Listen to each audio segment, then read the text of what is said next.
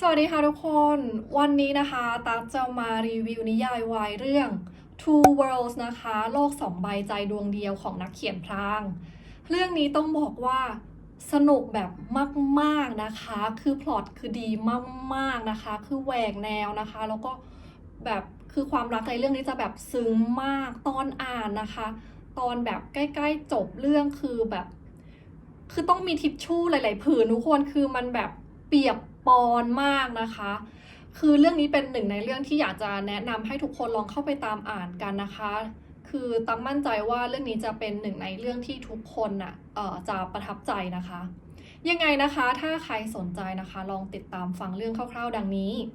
เปิดเรื่องนะคะโลกที่1ตัวละครหลักตัวแรกนะคะชื่อว่าครามนะคะเป็นเด็กดอยนะคะใช้ชีวิตอยู่กับพ่อนะคะที่บ้านเขาล้อม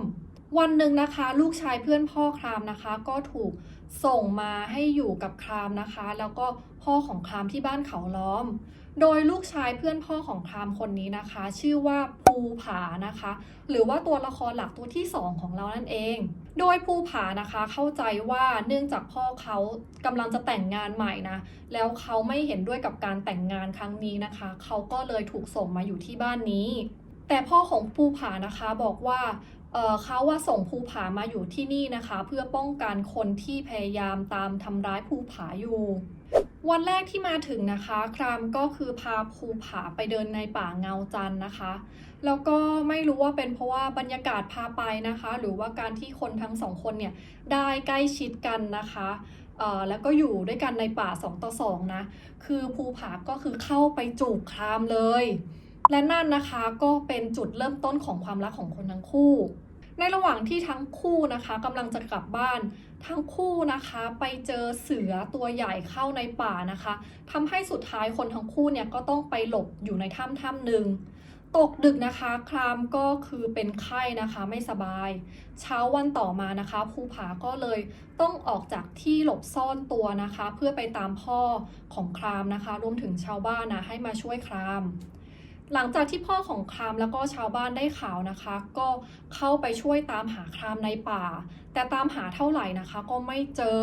จนกระทั่งวันที่3นะคะซึ่งเป็นวันที่แบบฝนตกหนักมากคือวันนั้นนะคะทุกคนเนี่ยหยุดตามหาครามแต่ว่าภูผานะคะคือต้องการหาครามต้องการช่วยเหลือครามออกมาจากป่าให้ได้นะคะเขาก็เลยนะคะผ่าฝนนะคะเข้าไปหาครามในป่าสุดท้ายนะคะภูผาก็ไปสลบอยู่หน้าถ้ำแห่งหนึ่งนะคะซึ่งถ้ำแห่งนั้นนะคะเป็นถ้ำที่ครามเนี่ยหลบอยู่จนสุดท้ายนะคะชาวบ้านก็คือสามารถตามจนเจอภูผานะคะแล้วก็เจอครามนะคะแล้วก็ช่วยเหลือคนทั้งสองเนี่ยออกมาจากป่าได้อย่างสำเร็จหลังจากเหตุการณ์ดังกล่าวนะคะคนทั้งคู่ก็เริ่มมีความรู้สึกดีๆให้กันนะคะ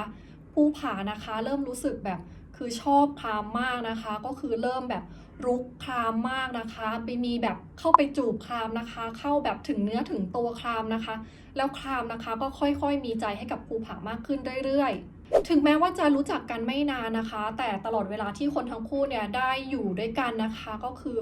ทั้งคู่เนี่ยมีความสุขมากนะคะแล้วก็ความรักของคนทั้งคู่เนี่ยก็ค่อยๆเพิ่มมากขึ้นเรื่อยๆแต่ยังไงก็ตามนะคะวันหนึ่งภูผานะคะมารู้ความจริงว่าครามนะคะมีคู่มั่นอยู่แล้วนะคะและครามนะคะกำลังจะเข้าพิธีแลกกระดูกนะคะหรือว่าพิธีแต่งงานตามประเพณีของชาวเขานะคะในอีกไม่กี่วันเมื่อรู้ความจริงนะคะภูผาก็รู้สึกเสียใจมากรู้สึกเศร้ามากนะคะและเขาก็เลือกที่จะเดินจากไปจากครามนะคะ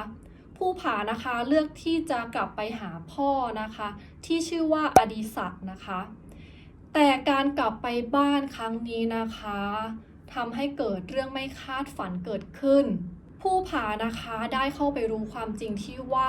ตัวเองนะคะไม่ใช่ลูกแท้ๆของอดิศักดิ์นะคะแต่ตัวเองเนี่ยเป็นลูกนะคะของเพื่อนสนิทของอดิศักดิ์นะคะที่ชื่อว่าวิโรธและอดิศักดิ์นะคะเพิ่งจะฆ่าวิโรธไปนะคะและภูผารู้สึกว่าคืออดิศักดิ์นะคะอาจจะกำลังตามฆ่าเขาอยู่นะคะดังนั้นนะคะภูผาก็เลยตัดสินใจนะคะกลับมาหาครามอีกครั้งหนึ่งนะคะเพราะว่าครามเนี่ยเหมือนเป็นที่พึ่งทางใจ ที่สุดท้ายของภูผานะคะ เมื่อครามได้เจอภูผาอีกครั้งหนึ่งนะคะครามก็บอกภูผาไปว่าเขาสุดท้ายแล้วนะคะไม่ได้เข้าพิธีแลกกระดูกแล้วนะคะ ไม่มีการแต่งงานเกิดขึ้นนะคะภูผาได้ยินก็รู้สึกดีใจมากนะคะหลังจากนั้นนะคะภูผาก็ได้ให้ล็อกเก็ตเส้นหนึ่งไว้กับครามนะคะเพื่อเป็นเครื่องหมายของความรักของคนทั้งคู่และภูผานะคะก็ได้ใช้ชีวิตอย่างมีความสุขกับครามนะคะเป็นเวลาทั้งหมด4 ปีแต่ยังไงก็ตามนะคะความสุขของคนทั้งคู่นะคะเหมือนจะหยุดอยู่แค่นั้นวันหนึ่งนะคะภูผาได้รับโทรศัพท์จากพ่อของเขานะคะที่ชื่อว่าอดิศักดิ์ก็เลยออกไปพบพ่อนะคะเพราะพ่อของเขาเนี่ยต้องการคุยเรื่องทำงานนะคะเพราะว่าพ่ออยากจะให้ภูผานะคะกลับมาทำงานให้กับที่บริษัทแต่สุดท้ายภูผาก็ปฏิเสธไปและหลังจากนั้นไม่นานนะคะวันหนึ่งนะคะครามก็กลับมาที่บ้านและเจอนะคะว่าภูผาถูกฆ่าตายนะคะภูผาถูกผูกคอนะคะจนเสียชีวิตครามนะคะรู้สึกเสียใจกับการจากไปของภูผาเป็นอย่างมากนะคะครามนะคะจมอยู่กับความเศร้านะคะกับการจากไปของภูผานะคะเป็นเวลามากกว่า1 เดือนวันหนึ่งนะคะครามรู้สึกว่าตัวเองคิดถึงภูผามากๆนะคะแล้วก็รู้สึกว่าถึงเวลาแล้วนะคะที่จะต้องบอกลาภูผาอย่างจริงจังนะคะดังนั้นครามก็เลยไปที่บ่อน้ำแห่งหนึ่งที่ชื่อว่าบ่อเงาจันทร์โดยชาวบ้านแถวๆนั้นนะคะก็มีความเชื่อว่าบ่อเงาจันทร์นะคะสามารถที่จะสื่อสารกับวิญญาณหรือกับคนตายได้เมื่อไปถึงบ่อเงาจันทร์นะคะครามก็ไปกล่าวลาภูผานะคะแล้วก็ตัดสินใจว่าจะคืนล็อกเก็ตเส้นนี้ให้กับภูผานะคะครามก็เลยตัดสินใจโยนล็อกเก็ตเส้นนี้นะคะไปที่บ่อเงาจันทร์แต่หลังจากที่โยนล็อกเก็ตเส้นนี้เข้าไปในบ่อแล้วนะคะครามก็เกิดรู้สึกว่าทำใจไม่ได้นะคะที่จะไม่มีล็อกเก็ตเส้นนี้แล้วนะคะครามนะคะก็เลยตัดสินใจกระโดดลงไปในบ่อเงาจันทร์นะคะเพื่อที่จะไปเอาเส้นล็อกเก็ตเส้นนี้กลับขึ้นมาแต่นะคะกลายเป็นว่าครามนะคะถูกน้ำนะคะที่อยู่ที่ก้นบ่อดูดนะคะจนสุดท้ายตัวเองหลุดมาอีกโลกหนึ่งนะคะซึ่งก็คือโลกที่2นะคะโดยโลกนี้นะคะเป็นโลกคู่ขนานกับโลกที่1นะคะแต่ว่าการดำเนินเรื่องนะคะจะช้ากว่าโลกที่1นะคะเป็นเวลา5 ปีตัดมาที่โลกที่2นะคะเมื่อครามนะคะตื่นขึ้นมานะคะเขาก็พบว่าตัวเองเนี่ยอยู่ในโลกที่คล้ายๆกับโลกที่เขาจากมาแต่ไม่ใช่โลกที่เขาจากมาเพราะว่าเขาไม่สามารถหาบ้านเขาเจอได้นะคะครามก็คือหลงอยู่ในป่านะคะจนสุดท้ายนะคะมาสลบอยู่กลางถนนลูกรังแห่งหนึ่งนะคะและไทยนะคะหรือว่าตัวละครหลักตัวที่3นะคะก็ขับรถผ่านมาพอดีแล้วก็เห็นครามนะคะนอนอยู่ที่ถนนลูกรังแห่งนั้นไทยนะคะเมื่อได้เห็นหน้าครามครั้งแรกนะคะก็คือตกใจมากเพราะว่าครามนะคะเหมือนคนรักของเขาที่จากไปแล้วเมื่อ12 ปีก่อนตัดกลับมาที่โลกที่2เมื่อ12 ปีก่อนไทยนะคะเป็นลูกชายคนเดียวของเสียปอนะคะซึ่งเป็นผู้คุมอำนาจนะคะเป็นผู้นำสลัมนะคะรวมถึงเป็นหัวหน้าคุมบ่อนนะคะวันหนึ่งนะคะไทยเข้าไปในป่านะคะแล้วก็เห็นเด็กหนุ่มคนหนึ่งนะคะกำลังจะถูกเสือทำร้ายดังนั้นนะคะไทยก็เลยเข้าไปฆ่าเสือตัวนั้นนะคะเพื่อช่วยเด็กหนุ่มไว้โดยเด็กหนุ่มคนดังกล่าวก็คือครามเมื่อฆ่าเสือตัวดังกล่าวเสร็จนะคะครามพบว่าลูกเสือนะคะถูกทิ้งอย่างโดดเดี่ยวให้อยู่ในป่าเพราะว่าเขาได้ฆ่าแม่เสือไปแล้วดังนั้นนะคะครามก็เลยตัดสินใจนะคะที่จะเลี้ยงลูกเสือนะคะที่จะช่วยลูกเสือนะคะโดยที่ไม่บอกคนอื่นแต่เนื่องจากว่าบ้านของครามนะคะไม่ได้ร่ำรวยนะครามก็เลยไม่มีอาหารเหลือหรือว่าไม่มีนมที่จะป้อนให้กับลูกเสือตัวนี้ดังนั้นนะคะครามก็เลยตัดสินใจไปขอความช่วยเหลือจากไทยทุกวันนะคะครามจะไปขออาหารที่เหลือนะคะหรือว่านมที่เหลือเนี่ยจากไทยโดยแลกกับการซักเสื้อผ้าให้ไทยแรกๆนะคะไทยก็ไม่ได้สนใจครามนะคะแต่เมื่อเจอกันบ่อยๆเข้านะคะได้มีการพูดคุย กันนะคะไทยก็รู้สึกเอ็นดูครามมากไทยนะคะจะมารอเจอครามทุกวันจะมารอให้ครามเนี่ยเอาผ้าของตัวเองไปซักให้เขาทุกวันแต่วันหนึ่งนะคะเป็นวันที่ฝนตกหนักมากนะคะคือครามเนี่ยไม่ได้มาหาไทยครามเนี่ยตัดสินใจไปช่วยลูกเสือในป่านะคะเพราะว่าครามกลัวว่าลูกเสือตัวนั้นนะคะจะแบบจมน้ำตายในถ้ำวันนั้นนะคะไทยรู้สึกสังหรณ์ใจไม่ดีไทยนะคะก็เลยไปหาครามในป่า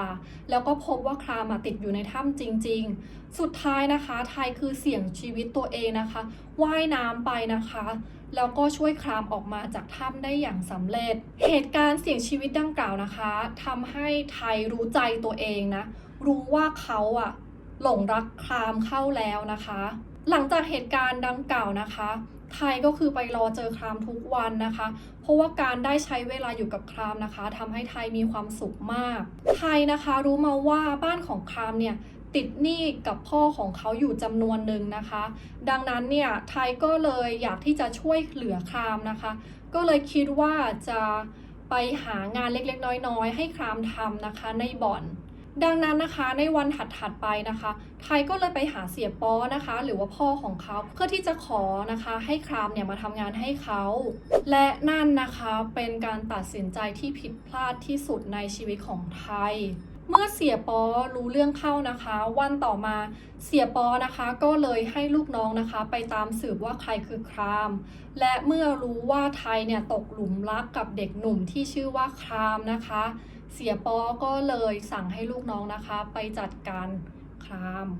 เพราะว่าเสียป้อนะคะรับไม่ได้ที่ว่าทายาทผู้นำคุมบ่อนนะคะจะไปมีความรัก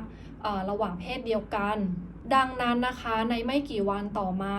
ครามก็ถูกยิงเสียชีวิตตายในบ้านเมื่อไทยได้รู้ข่าวเรื่องของครามนะคะว่าครามถูกฆ่าตายนะคะไทยก็รู้สึกผิดมากที่ตัวเองนะคะทำให้ครามเสียชีวิต